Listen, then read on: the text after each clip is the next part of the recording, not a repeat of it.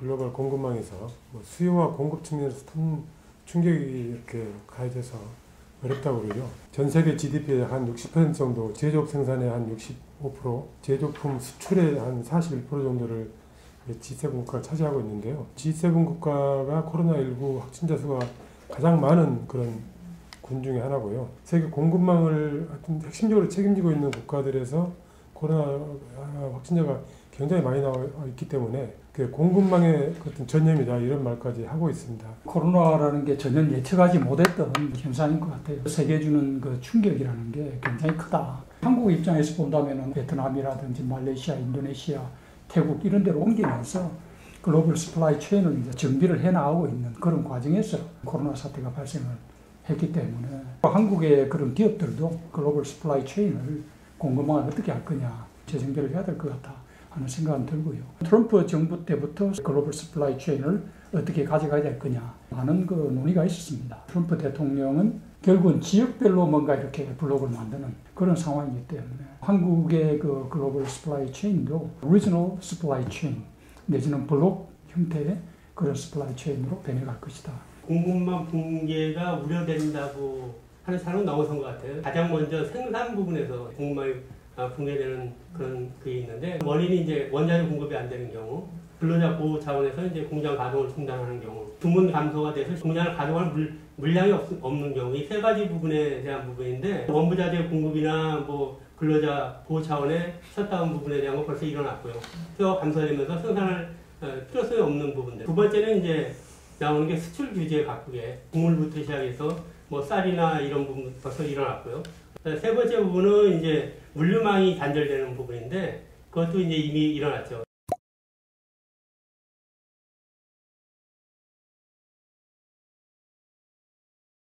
이상적으로 따져본다면 이렇게 글로벌 공급망이 이제 충격을 받을수록 국제적인 협력, 공조 이런 것들이 중요해지거든요. 국가 간의 오히려 통제가 점점 심해지고 방향은 좀 이제 거꾸로 가고 있는 거 아닌가 하는 생각이 들거든요. 미국을 비롯한 이런 국가들에서 적극적으로 이런 그 분위기를 만들어 가야 되는데 현재는 어려운 상황인 것 같고요. 다자간 전체 WTO 같은 그런 시스템은 아니라 하더라도 지역에 들어와 있는 블록 형태로 되어 있는 그런 협력 체제 활발하게 되면은 나름대로 국제적인 공조 체제가 좀 더 나아지면서 되지 않겠느냐. 미국 같은 경우 지금 마스크 공급이 안 돼서 의료기 공급이 안 돼서 중국에 있는 미국의 공장들 이제 마스크 생산이나 의료기 생산을 하고 있는데 중국에서 출발을 못 하고 있는 상황이 벌어집니다. 중앙정부 허가가 있어야지 그거 내준다. 그러면 이제 보복이 이제 또 들어갈 수밖에 없는 부분이고 미중 무역 분쟁의 후속으로 볼 수 있는데 이게 공급망 단절이라는 게 그 피해를 고스란히 자기 나라가 해서 가져갈 수밖에 없는 그런 상황인데 이게 복잡하게 얽혀져 있는 공급망 부분에 대한 거는 서로 협의 부분, 상당 부분 서로 공조해서 이걸 풀어나가는 그런 방향으로 나가야 될 거로 생각합니다. 비즈니스는 신뢰가 중요하잖아요.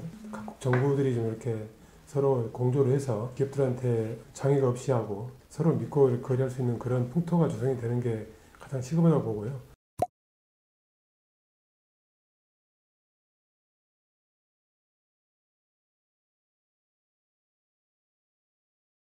운송물류 원활하고 통관 간소화 이런 부분에 대한 상당히 얘기가 많이 됐는데 항공기나 이제 선박이 움직이려면 승무원들이 움직여야 되는데 지금 현재 14일간 자가 격리가 됩니다. 일단 정상적으로 운전할 수 있는 사람이 있어야 될 것 같고 두 번째 공항이나 항만 근로자 부분에 대한 거 빨리 진단을 하던 무감염 증명서 같은 이런 부분들이 있거든요. 빨리 가할 수 있게끔 풀어주는 게 가장 중요할 것 같고 중국에서 이제 미국 이제 마스크라고 할 때처럼 중앙정부하고 지방정부하고 이게 우리 다른 경우가 있어요. 국가 간의 양자 간의 대화 부분도 중요하고 다자 간의 대화도 상당히 중요한 부분인 것 같습니다. 각국에서 여러 가지 그 보건 의료 쪽에 자국산으로 돌아가는 그런 형태가 될 가능성이 상당히 크다고 봅니다.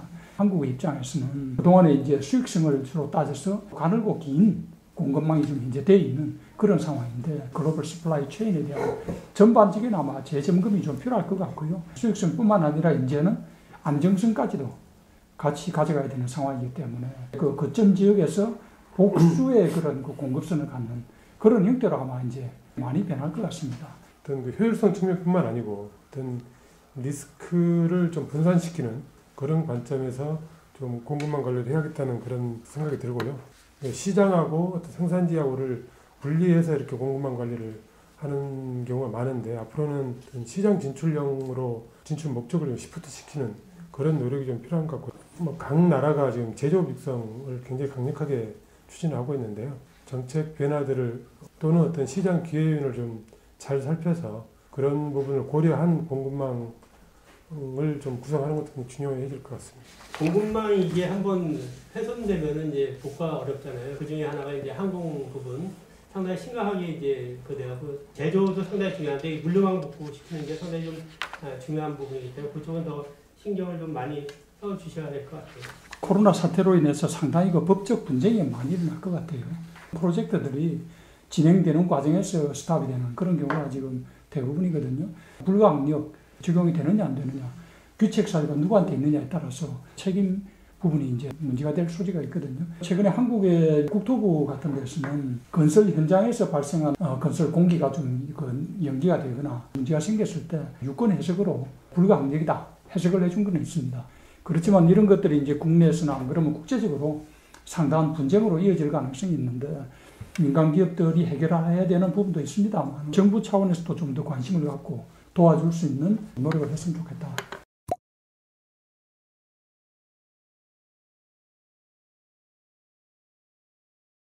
코로나가 이렇게 확산이 되면서 우리 기업들이 출장도 못 가고 비즈니스 행사들이 전부 다 취소가 되면서 그 간극을 좀 메꾸기 위해서 화상 상담을 가동을 하고 있는데요. 거의 한 2달 정도에 3,400건 정도 상담을 했고요. 국내 기업이 한 1,700개사, 또 해외 바이어가 약 한 1,600개사 정도 참가를 했고요.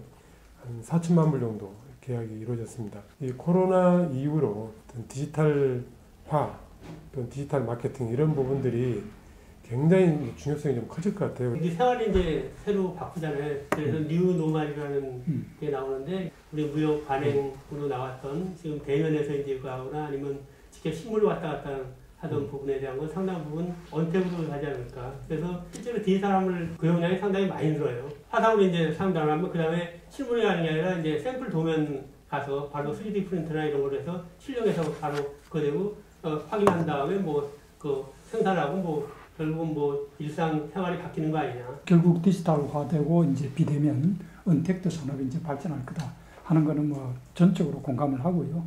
다만 이제 몇 가지 짚어봐야 될 문제가 우리가 ICT 강국이기 때문에 반도체라든지 각종 네트워크 장비나 이런 것들은 굉장히 합숙하고 잘하고 있거든요. 문제는 거기에 이제 탑재를 하는 소프트웨어라든지 컨텐츠라든지 이런 것들을 과연 어떻게 해나갈 거냐 하는 부분은 여전히 숙제라고 봅니다. 또 하나는 이제 보안 문제가 결국은 따라 나올 수밖에 없다는 생각이 들어요. 우리나라는 개인정보 보호법이 엄격하게 되어 있는 나라 중에 하나입니다. 그러다 보니까 이제 이런 것들을 활용을 해서 하는 산업화한 마찰이 있게 되는 거죠. 개인정보 보호도 중요하고 또 그런 걸 활용할 수 있는 그런 산업 이런 것도 다 중요하기 때문에 두 가지를 적절하게 절충을 해가면서 이제 갈 수밖에 없고요.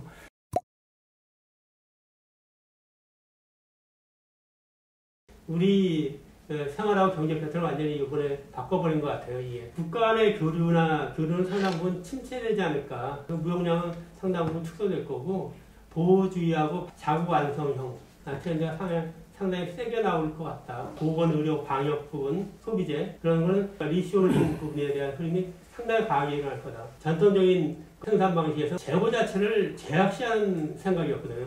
이게 완전히 바뀔 것 같아요. 그 다음에 생산 공장 부분에 대한 부분도 소비 중심으로 갈 수밖에 없을 것 같아요. 유연 생산 시스템으로 갈 수밖에 없어요. 이제 산업군을 넘어가는 부분에 무인 자동화 부분 그 부분에 대한 게 상당히 커질 거예요. 그다음에 유통 부분에서도 상당히 많이 힘들 것 같아요. 이번에 되면서 온라인 쇼핑 부분에 가면서 중년층, 노년층이 많이 유입됐어요. 이걸 끝날 쯤 되면 또 다 익숙해져서 오프라인으로 안 넘어가요. 그 포스트 코로나, 애프터 코로나는 기업들한테는 결국 생존의 이제 문제가 될 것 같아요. 어떻게 좀 극복을 해 나가느냐 하는 게 위기이자 동시에 이제 기회가 될 거다. 기업들의 소위 이야기하는 순위도 상당히 이제 변할 것이다. 그런 측면에서 본다면은 결국 기업들이 그동안에는 수익성만 보는, 효율성만 보는 그런 차원이었다면은 앞으로는 좀 더 이제 안정적인, 적정한 지역에 좀 더 다변화하는 이런 쪽으로 이제 결국은 갈 수밖에 없을 것이고. 글로벌 공급망이 좀 짧아지고 분산될 거다. 자기네 나라로 갖고 들어오든가 인근국에서 그런 밸류체인이 다 이렇게 이루어지도록 한 나라에서만 의존하던 거를 좀 몇 개 나라로 이렇게 분산을 하는 그런 이제 흐름들이 나올 것 같고요. 혜택을 많이 볼 수 있는 나라 중에 하나가 멕시코가 혜택을 좀 볼 거라는 그런 이야기도 있습니다. 또 하나는 이제 뭐 여러 가지 산업 분야에 있어서 어떤 디지털화 추세가 좀 굉장히 가속될 거다. 5G 이런 쪽은 그쪽 비즈니스는 활성화될 것 같고요. 그런 쪽에 이렇게 염두를 두고 대비를 하면은 우리 한국 기업들한테는 상당히 많은 좀 기회가 있지 않을까 희망적인 기대를 해보고 있습니다.